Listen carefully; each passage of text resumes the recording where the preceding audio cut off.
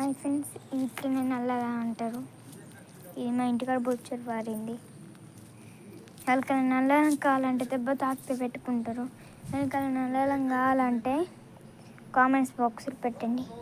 ఇదంతా నల్లమే. మనం ఒక్కటి తెంపి చూద్దాం.